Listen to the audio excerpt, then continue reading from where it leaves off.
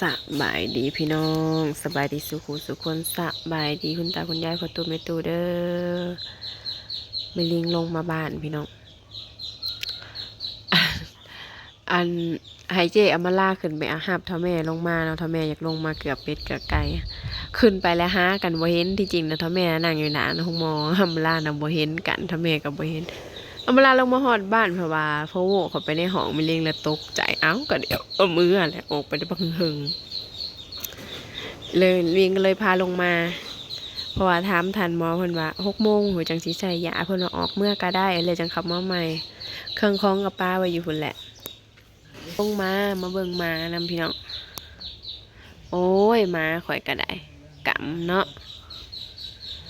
ไม่ล่มทับแอวลาก2 มื้อเลยยังบ่ได้ให้เขามาซักยาให้อยู่พี่น้องเจ้าอยากปัวคนเจ้าอยากปัวหมาก่อนมีแต่แนวผู้เดียวเนาะลูกยืนได้อยู่บ่ฮึลูกยืนก็บ่ได้2 โตเลยแม่นกำเด้เมื่อวานนี่แม่นิ้งซื้อขนมปังมาเพราะว่ามาผัดลืมเมียนแมวเขาผัดมากัดกินวันนี้โอ้ยได้มาให้มาพี่น้องจะแม่นเด้แมวเขาเจ้าเลี้ยงเลยกลางคืนนั่นมาแมวไผเลี้ยงนะเห็นหมดแมวหา6 หลังคาเฮือนนี่เห็นหมดมาหาลักกินลืมเมียนเครื่องเป็นของมันกินโลดคันสิตีมันก็ยันบาปพี่น้องนี่มาแล้วก็บ่ได้กินซ้ำมากัดแล้วก็บ่กล้ากินแล้วบัดนี้มาให้ม้ากินม้าก็บ่กินบัดนี้เอาลูกอ่ะฮะ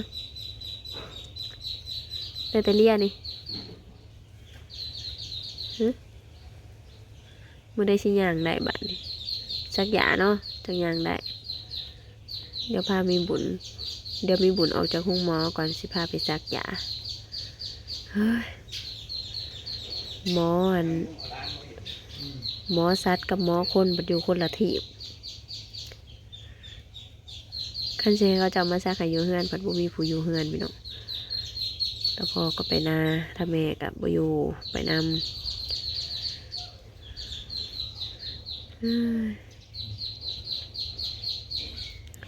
คนเอาเด้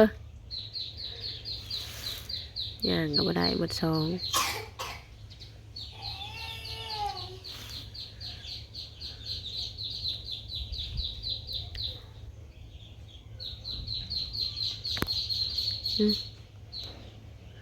ลูกมาลูกเบิ้งมันก็อยากยืนได้อยู่สงสัยถึกว่างนี่นะนี่กระดูกนี่ปวดเลยอยากยืนอยู่นี่ตัวนี้ตีบ่ลูกเลยนี่นะพี่ลูกเจ็บแห้งตัวนี้นะวางได้เลย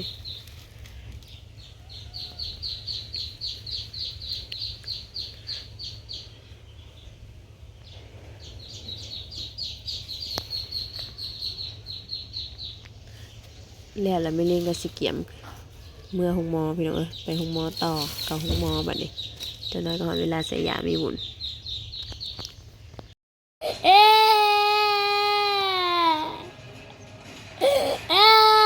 บ่ได้ใจบ่ได้ใจ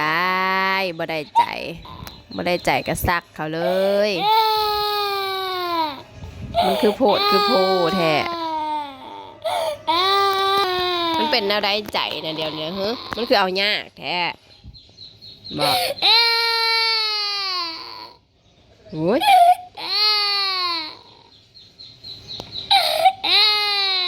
มีบุญมันเป็นแนวใดว่าเบิ่งดู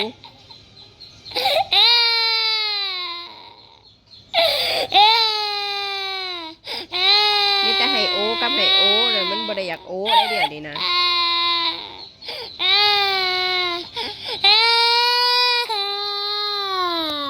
เอา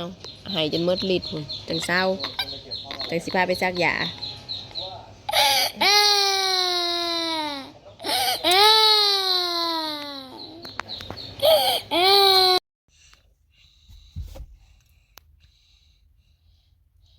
อย่ามีหน้ายิ้มมันตั้งโพด เฮ้ยมากรถยังกระเดกกระดอกบอกเอามากรถยังกระเดกกระดอกเกิดมาบ่มีรถเสร็จแนวใดโอ้มาโทษเลยเด้อนี่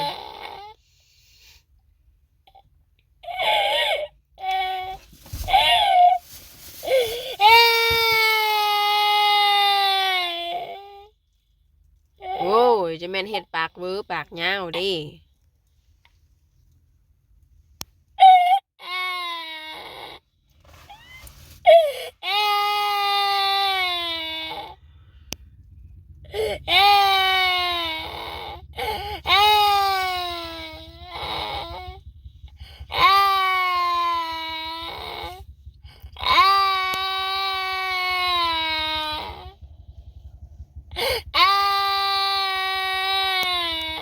เอาให้มันพ่อจังไปขี่รถเมื่อยแล้วเมื่อยยั่วแล้ว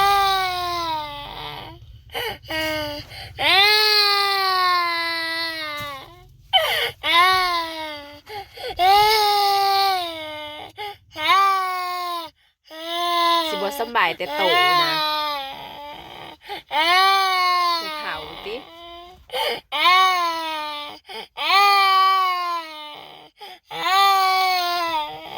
เล่เข้าไปกินคาน่ะ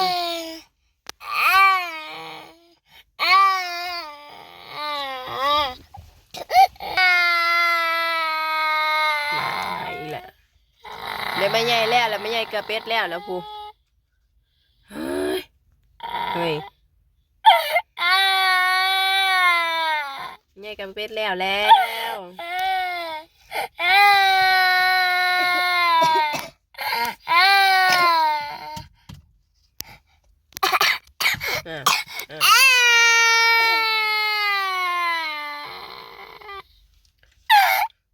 นี่ยไอ้ปลาลุงเนี่ยบางเนี่ย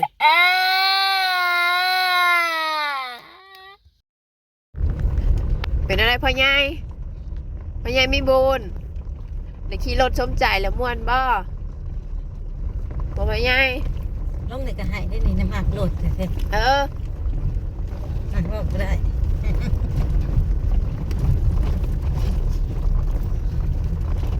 พ่อใหญ่มีบุญหลังจากแล้วเวียกในเฮือนในซาเลยก็กราบขึ้นไปห้องหมอใหม่พี่น้องเอามีบุญไปใส่ยาดมานี่ตอนนี้ก็3:00 นทันอยู่ดอกคอยเมื่อทางก็ดีอยู่ไม่ลิงสิ้นเลยพี่น้อง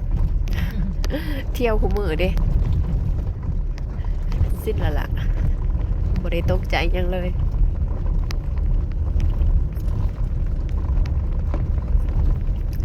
เป็นอะไร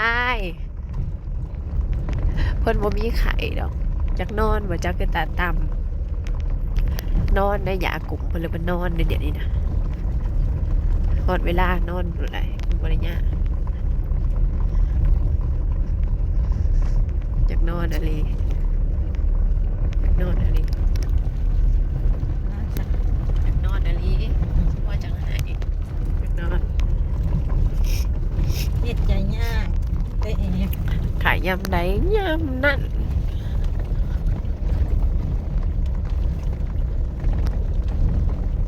ใครแต่ทางดีเขาจะเกลียดแล้วเมื่อวานก่อนคอยคิดว่าขนาด3:00 นยังบ่ได้มีแดดพอแสงเลยมันลมมันอากาศลมอากาศหนาว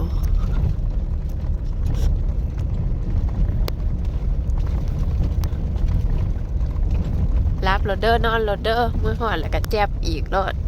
จากตื่นเพ้นหมอละหายโลดหมอเป็นยังกันกินมะเกี้ยงว่าสิซื้อมะเกี้ยงหายกินเกี้ยงได้เลยเกี้ยงก็เกี้ยงเนาะ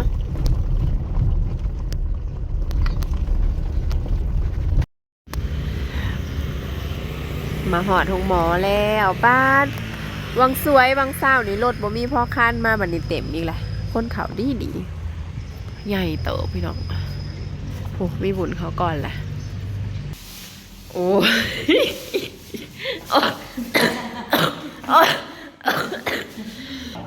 ควันมีบุญ แม่คนหิวนี่กินชิ้นหลอดอดบ่ได้อดบ่ได้กินชิ้นหลอดได้ หัวควันมีบุญจนไอแตกเอ้ยสิหลอดแซ่บเจ้านี่ซื้ออยู่หน้าห้องมอนปักซองห้องมอเมืองหิวเดี๋ยวโอ้ยหิวเดี๋ยวโอ้ยหิวโอ้ยเอาเขามาปั่นใส่ลิกเอาเขามาปั่นใส่ผูป้าดยำกับเป็ดบาดนี่ป้าดเคี่ยวกับเป็ดผู บ่ได้กินข้าวช่องจังมื้อ หิวข่าวแห้งบ่ลูก ไปล้างมือซะก่อน หิวข่าวแห้งบ่พูด เล่นยังนี่เล่นยัง ป้าดเถอะเมื่อก็กินน้ำอันต้มจำน้ำต้มน่าอันไหนไอ้แล้วท่วงก็บ่ได้ให้อ่ะย้ำไม่ใหญ่เอาซินหลอดมาให้นี่ย้ำแช่บมันแช่บด้วยนี่แล้วไม่ให้น้องกินน้ำมะเกี้ยงนะมาป้อนเลยได้กินมะเกี้ยงสมใจแล้วปะลุงเอ้ยหิวมะเกี้ยงมาหลายมื้อมะเกี้ยงก็หิวเอาป้อนไว้อีกนึงมะเกี้ยงก็หิวข้าวก็หิวลงมาบ้านนี่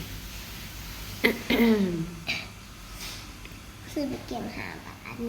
อาฮิป้อนน้องนี่น้องก็หิวนี่มันอดบ่ได้นี่ป้อน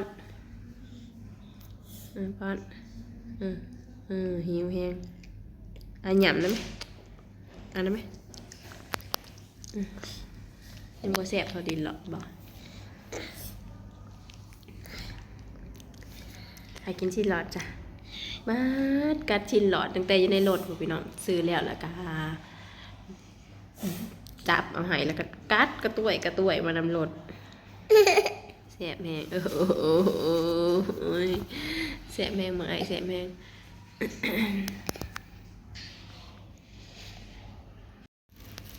แซ่บแฮงบ่ทุนหยำกระตุ้ยข้าวใส่น้ำคนเก่งคนหนูไอ้พ่อไอ้พ่อ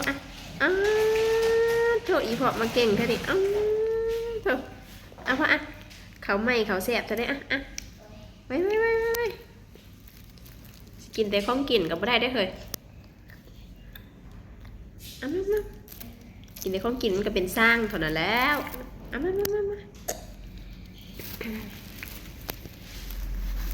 ทั้งกินทั้งซีรับแบบนี้เอาฉีดนะ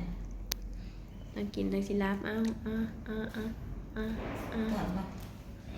เกมเอาไปโหลดนี่เกมนี่ ซีรับแล้วเห็นมื้อนี้ก็รับทั้งกินทั้งซีรับในบ้านนี่หอดหงหมอบัดซีรับโอ้ยจะเป็นคืนหอดหงหมอค่ะเอาไปแม่ข่าวนี่จะเป็นคืนหอดหงหมอบัดนี้หอดหงหมอไปอยากรับว่าเอาเฮงกับต่ำลงกัดน้อยๆลูกกัดน้อยๆกัดน้อย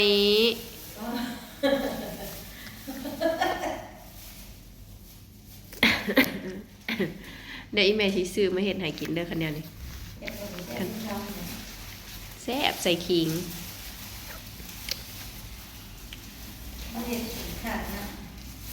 เจ้ากระซิมมึงกว่าหอมคืออย่างนี้แซ่บคืออย่างนี้อันน้ำจ้าน่ะมันเป็นนัวตัวกินเมื่อเช้านี่นะเป็นนัวรสดีอันนี้ยังว่าอันนั้นโอ้ยแซ่บเด้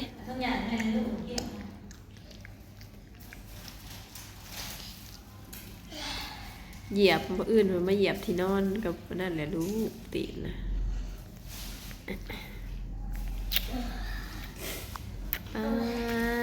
โถคำใหญ่อะลิสิรับแล้ว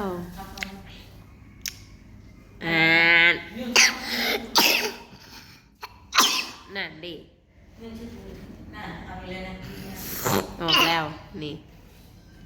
ตอนใหญ่นึงนี่บอกว่าให้กัดหน่อย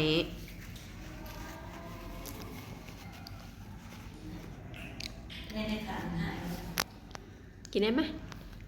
ลูกกินน้ำได้ไหมกินได้ไหมเนี่ยให้ได้ทันบอก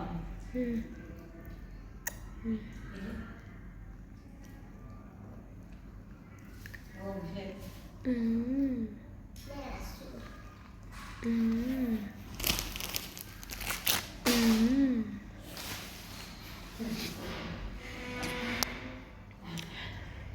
มานี่ก็ขอลายเด้อปลาลุงฝากเป็นกำลังใจให้น้องมีบุญเด้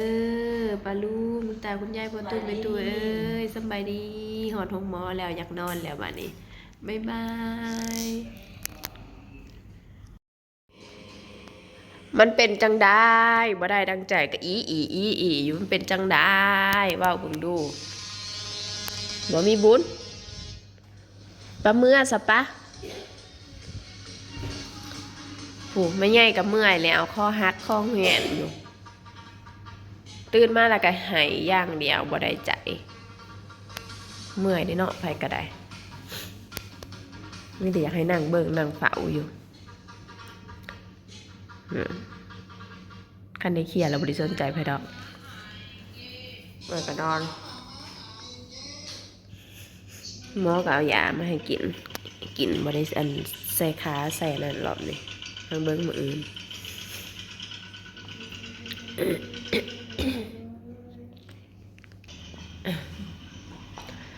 เศร้าหายแล้วบ่ฮะมันลิงก็เป็นหวัดเป็นโอ้ยเป็นหวัดเป็นนั่นน่ะงุดงิดคือกันนะเห็นมีบุญหายแล้วก็งุดงิดอุ๊บ แต่คุณยายเอ้ยมีบุญชาแล้ว น้ำมูกบ่นั่นน่ะ เอาจุดเงานอน เมื่อยเลยเนาะมีแต่อยากให้นั่งอยู่ เอานอน พิษ เบิ่งขาได้ยาวอัดหลาดหน้าก็สิหักซะ นากันนะเนี่ย นั่นเว้าแล้วหายแล้ว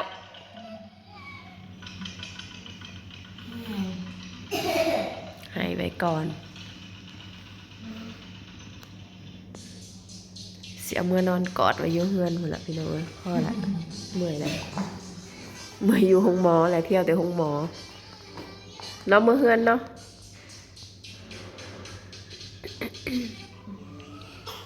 นั่นเด้นี่กระดาษเปียกนะสิวันเลยซะบ่ได้ใจแล้วก็หายไผสิหูใจจะได้ลูกเอ้ย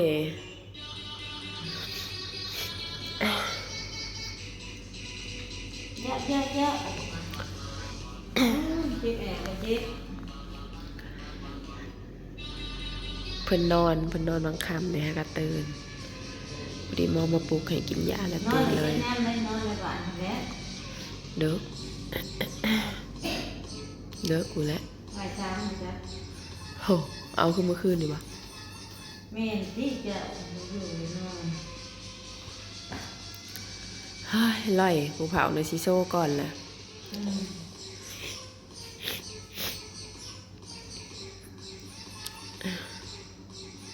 โหนม่วนในบัดนี้ในเบิ่งละม่วนในบัดนี้